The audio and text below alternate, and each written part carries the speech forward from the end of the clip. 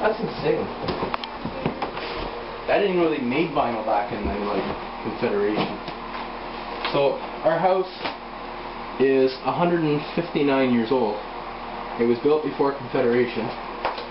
This was referred to as Canada West when it was built. And apparently they did have vinyl.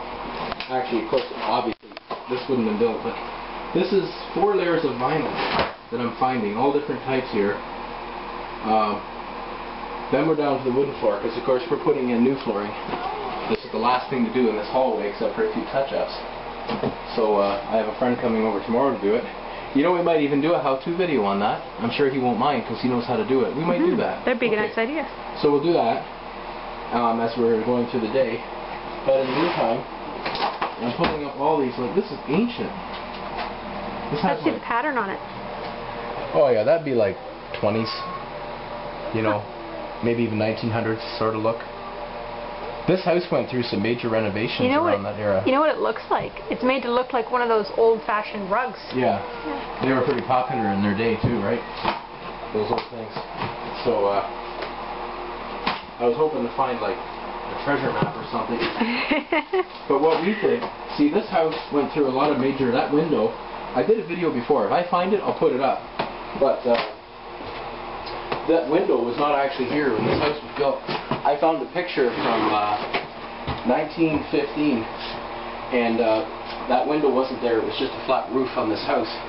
The whole place looked different. Now, they were drilling for oil right over here around that same time, and they got 1,000 feet down. They struck water, and there's been water gushing out ever since. Personally, I wanted to get my own drill and go down another 5 feet. You might have oil there yet, but anyways, I figure that it's possible whoever owned this was possibly a speculator at the time, because it's right there, and whoever did obviously had money then to go through all these major renovations at the same time, because there was actually a wall here, and there's 2 actually plastered. There's 2 walls of that. I've never seen that in a house. Usually you get 1, but there's actually 2, because I was looking at it to see what the outside was like, to see whether I had to put some insulation or barrier up. And as I broke away the one bit, I noticed another plaster wall. There should be wood. So I broke that. Then I saw the wood. So there's 2 plaster walls in there, and then you could see the paint was different colors. There was a wall right here dividing the house. Yeah, one side was red and one side was white, I believe, wasn't it? Now keep in mind, when these houses were originally built, this would have all been open. That's how they were designed back then, for heat reasons in the wintertime and cooling reasons in the summer. The door was over there. I changed that. I made the door over here because we wanted to expand the bathroom. But no, there wouldn't have been any of these walls. These 2 here wouldn't have been here. But when we did look at this too, there was 2 different kinds of plaster. One of them had horsehair in it, and that's what they used to do at one point, I guess. As I've been renovating. You found milled strapping and split strapping in the same wall. There's 2 kinds of strapping. There was milled, like a typical strapping that you normally would see, and then there was like a split.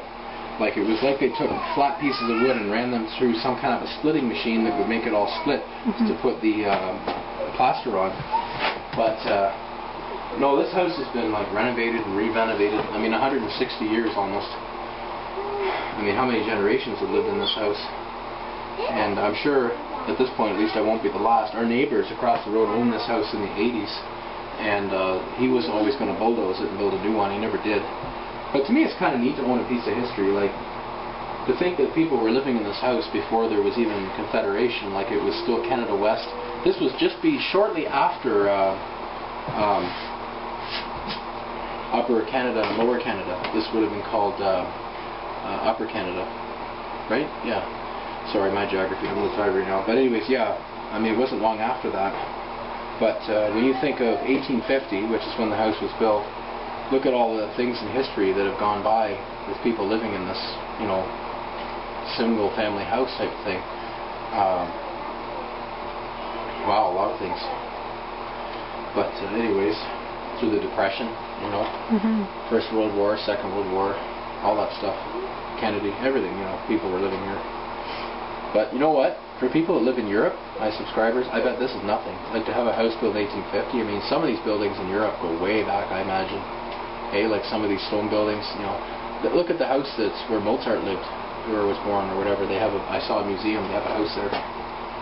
So anyways, well, this railing I built, This is a little bit another one of my frugal tips here. Okay, I know some of you are going to say that looks like 2x4s, and some of you might say it has potential. Well, the idea here is actually to paint it, but what I did, to buy an oak banister, which is actually what I wanted, was going to be somewhere around $1,000. And I have 3 vehicles that need about that much each right now, so I couldn't buy the oak banister. So what I did was I bought some 2x4s, and I built this. You know, now these aren't Econo studs. These would be good ones, because Econos will be all jagged or whatever. And I sanded them down, extra sanding, and where I put the nails on the top, I punched them in and flattened it out with some wood filler. And I've sanded it up, and I'm going to paint it basically just to match the siding here that I did in that. The slate blue. Yeah, and this, by the way, all this is just old paneling I got out of somebody's house. My friend that's coming tomorrow, actually, he hated paneling. He ripped it all off. I said, well, give that to me. So we put it halfway up. I did the same thing in my front room. Look at all this. And this trim, actually all this trim is, I'll show you this for another tip I've done. What I did, can I show this 2x4 for a second? When I'm doing wood siding on the house, to buy the actual pine strips was going to cost like a fortune. So I bought 2x4s, and I'm ripping them like this. Okay, so to give you my straps for it, well, the outer edges are rounded. So all I did was I put them here for trim, and I just gave them a light sand and painted it. I mean, certainly I'm not going for like the makeover, you know, that you see on those TV shows, but I don't know, we like it, and it certainly looks a lot better than it did when we bought the house, and it didn't cost me anything, so it's kind of like enabling me to go further, you know. But yeah, I can see I've got my work cut out for me for this floor. It's not smooth, that's for sure. You think in 160 years the house would shift? Okay. You know what? Hey, it's still standing. Let me tell you this. Old houses, anybody who's renovated will know that if you measure something, by the time you go and cut it and come back, the house has actually shifted on you in that time. Like, I've measured drywall, I've done it, I've measured it, I remeasured, I come back, it doesn't fit. You know, you cannot work with square material in a house like this. When you do drywalling, you've got to do a lot of extra mudding and taping, which I had to do all through here and that. You know, I mean, you know, keep in mind, I'm not really a professional builder, so I just go by what works for me type of thing, but I still have a little bit of finishing up there to get up to the attic. And, but yeah, it's, you know, I like it. Nicer than it used to be. Dirty work though. 150-year-old dust. Oh yeah. Well, I guess that's it. We'll do maybe we'll do a how-to tomorrow on how to lay some laminate, being that I have a professional coming, a friend of mine who does it for a living, and there'll be no duct tape involved, no vice grips involved, and no baler twine. It'll actually be done right. So unfortunately, I'm supposed to get all the prep ready or do my best. So I'm going to try, but I'm already looking at some of this and I'm already starting to wonder how I'm going to. I actually have the piece that fits in here, and I kept it for that reason. Good. If I can find it. Oh. So, anyway, you know, I might donate this to a museum. I should give this to a flooring company, like for a museum. That's ancient stuff. You have no idea what that might be made out of. Asbestos? Could be anything. Could be. Could be anything. I know a lot of siding was made of asbestos.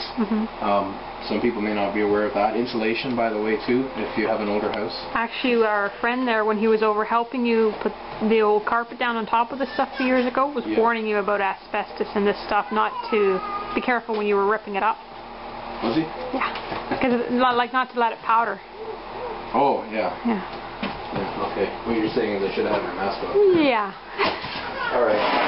Well, I guess that's it. And there's cardboard for underlay. That's interesting. Okay.